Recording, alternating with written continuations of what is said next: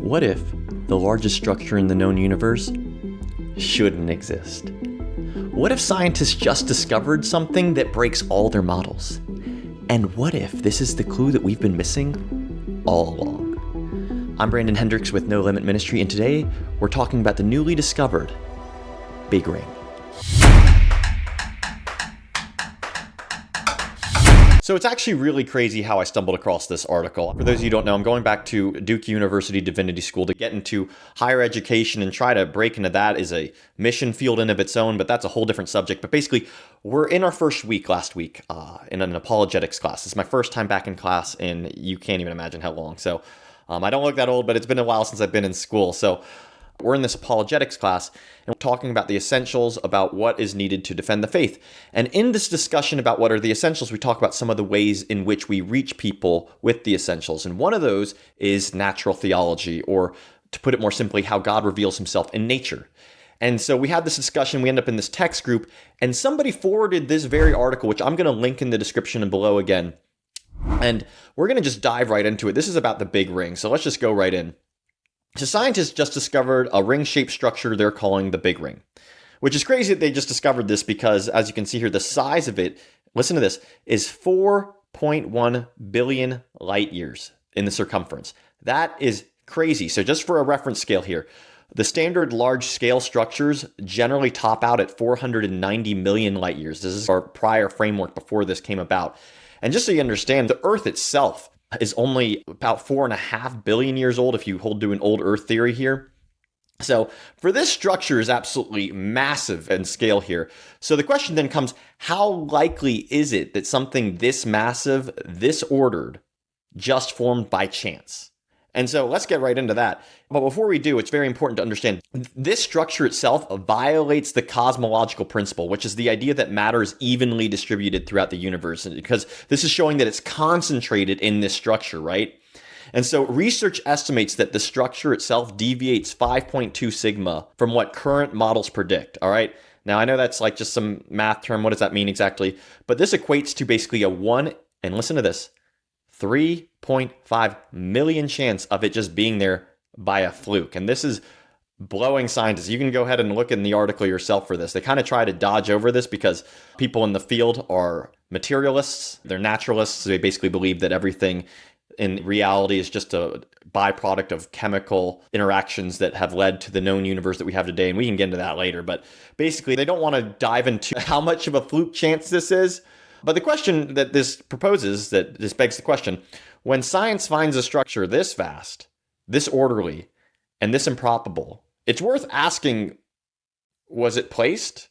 And if so, by who? Because you see, the odds of this really suggest and point to intellectual design, which is aka God, right? So this is an example of what I was talking about, natural theology.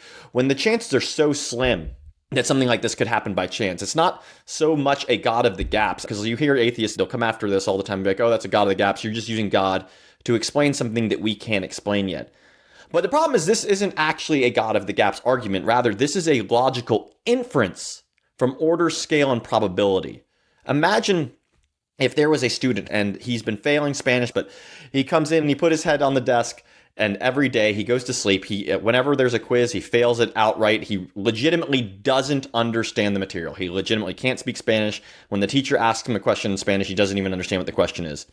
But then on the last day, even having just failed a test the day before, they have the final exam, and he comes in and he gets 100. Now, you could chalk it up to he really in 24 hours spent all that time studying and passed it up. But the likelihood of that is incredibly, incredibly unlikely. And what's crazy about the situation here with the Big Ring is that it is even more likely that he was able to do that than that this structure just coincidentally exists. As I said, this breaks the cosmological principle, and there's a lot of theories on how this may have occurred. But again, the odds of this being a fluke chance is 1 in 3.5 million chance based on current models that secular science proposes. And this just reminds me, again, you can agree to disagree or whatever, but this idea of fine-tuning and how God reveals himself through nature is something that's really interesting. It gets back to something from the Psalms. In Psalm 8, 3-4, it states, "When I consider your heavens, the work of your fingers, the moon and the stars, which you have set in place, What is mankind that you are mindful of them? Human beings that you care for them. What makes God so interesting here is he doesn't just depend on us relying on inferences from nature. He doesn't just give us these clues in nature with that, or DNA, or abiogenesis, which these are whole different fields, and even actually the quantum realm starting to point to him. But we don't even have to go into all that, because you know what's interesting? You don't even have to be a genius to see him. You don't. He reveals himself in Scripture. He came down to man so that we could encounter him face to face. And whether or not people agree with this or want to believe it, that's fine. That's not what we're getting at here today. What I'm getting at is the God of the universe is so personal that he tries to reach us all in different ways. Some in very personal ways. Some he tries to reach us in our mind. But ultimately, most of the barriers that prevent people from being there is the heart. And there's a lot of people who've dealt with church hurt, a lot of resentment. People have misframed the gospel, not even represented it as the gospel correctly. They try to oppose science and God as if they're fundamentally opposed to each other, rather than the fact that God created the laws in which science operates. For instance, through math, which is something we didn't create but discovered, and we'll get into that at some other point. But what I'm trying to get at here is this God isn't just a God who's just wickedly genius that created this beautiful universe. It's not just something that came out of his mind that is so beautiful. He's also deeply personal. And that's what makes God so interesting, is that he knows how to reach people where they're at. And so if you'd like to find out more about who this God really is, and why Christianity is truly the only real solution to this, please check out this video here. And as always, please remember to like, comment, and subscribe as we continue to uncover the truth of the gospel message. To God be the glory.